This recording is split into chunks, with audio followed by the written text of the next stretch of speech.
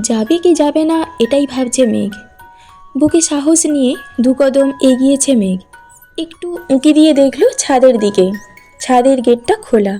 এটা দেখে মনে সাহস পেল মেয়েটা। তেনারা গান গাইলে গেট খোলার কি দরকার? তারপরেও আল্লাহ আল্লাহ করে এগোচ্ছে মেঘ। গেটের কাছে এসে বুকে হাত রেখে উঁকি দিল ছাদের দিকে। ছাদের এক কর্নারে নজর পড়ল। চেয়ারের উপর হেলান দিয়ে বসে আছে কেউ একজন। চাঁদের উপর থেকে মেঘ সরে যেতেই স্পষ্ট বোঝা গেল ওটা আবির ভাই। মেঘ নিস্তব্ধ হয়ে দাঁড়িয়ে পড়ল। এত রাতে আবির ভাই ছাদে কি করেন?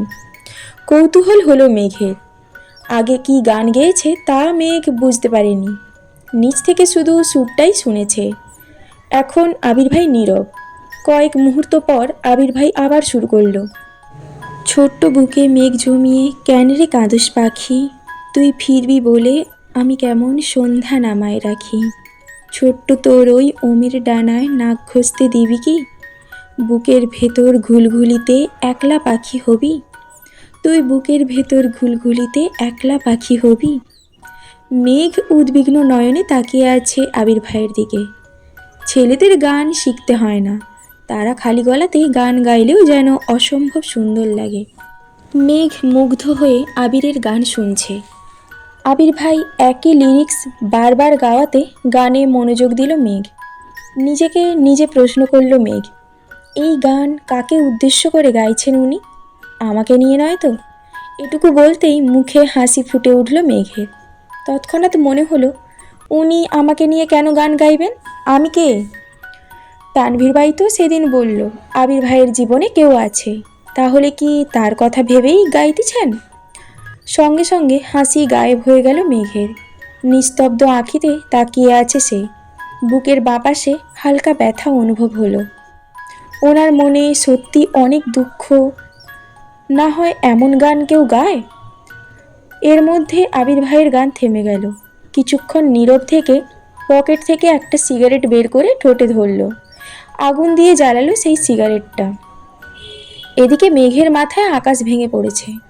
নিজের চোখকে বিশ্বাস করতে কষ্ট হচ্ছে। আবির ভাই সিগারেট খান? দাঁড়িয়ে থাকার শক্তিটুকু পাচ্ছে না অষ্টাদশী। অকস্মাৎ দরজার এখানেই বসে পড়েছে সে। মেঘের জাতশত্রু হলো সিগারেট। যেখানে সিগারেটের গন্ধ মেঘ সহ্য করতে পারে না, সিগারেটের গন্ধে তার শ্বাসকষ্ট হয়ে যায়, সেখানে আবির ভাই সিগারেট খাচ্ছেন, এটা যেন মেঘ মানতেই পারছে না। ওষ্ঠধয় উল্টে নীরবে চোখের জল ফেলে অষ্টাদশী। যাকে সে মিস করেছিল, এতক্ষণ তাকে দেখার জন্য উদ্বিগ্ন ছিল, তাকে খুঁজতে এসে এরকম একটা দৃশ্য দেখবে তা সে কল্পনাও করেনি। অষ্টাদশীর মনটা নির্মমভাবে হত্যা করেছে আবির ভাই। আবির ভাই অষ্টাদশীর মনে আর বসন্তের ফুলের মতো ফুটবে না। আবির ভাইয়ের প্রতি খুব রাগ হলো মেঘের। রাগের সাথে কান্নার মাত্রাও বাড়তে লাগলো। ছাদের দরজার পাশে বসেই ফুঁপিয়ে ফুঁপিয়ে কাঁদছে মেঘ। নিজেকে সান্ত্বনা দেওয়ার কোনো ভাষাই খুঁজে পাচ্ছে না অষ্টাদশী। আচমকা আবির ভাই হাজির হলো মেঘের সামনে। মেঘ তখনও কান্নায় ব্যস্ত। আবির গম্ভীর কণ্ঠে শুধালো, এখানে কি করছিস? আবির ভাইয়ের কণ্ঠ শুনে মেঘ ভূত দেখার মতো চমকে উঠল। মেঘের কান্নার তীব্রতা এতটাই বেড়ে গেছিল যে ছাদের কর্নার থেকে আবির ভাই শুনতে পেয়ে ছুটে এসেছে। অতিরিক্ত কান্নায় মেঘের শরীর কাঁপছে। জোর করে কান্না থামিয়েছে, এখনও নাক টানছে আর জোরে জোরে শ্বাস ছাড়ছে। আবির ভাই গম্ভীর স্বরে পুনরায় বলল, কথা বলছিস না কেন? এত রাতে এখানে কি করিস? মেঘ এবার কিছুটা স্বাভাবিক হয়ে ছাদের ফ্লোরের দিকে তাকিয়ে ধীর স্থির কণ্ঠে উত্তর দিল, এমনি এসেছিলাম। আবির ভাইয়ের শরীর ঝুঁকে এলো। মেঘ তখনও ছাদের ফ্লোরেই বসা। চাঁদের আলোতে স্পষ্ট বোঝা যাচ্ছিল মেঘের অভিব্যক্তি। চিবুক নেমেছে গলায়, হাত পা কাঁপছে। ভয় আর কান্নার প্রতিক্রিয়া দুটোই অনুভব করতেছে অষ্টাদশী। আবির ভাই আচমকা মেঘের বাহুতে ধরল, এক টানে দাঁড় করালো মেঘকে। মেঘের শরীরের কম্পন তীব্র হলো। হৃৎপিণ্ডের ধূপধাপ বেড়ে যাচ্ছে সহসা। চোখ তুলে তাকাতেই পারছে না। আবির তীক্ষ্ণ দৃষ্টিতে তাকালো মেঘের দিকে। রাগে কটমট করতে করতে বলল, তুই কাঁদছিলি কেন?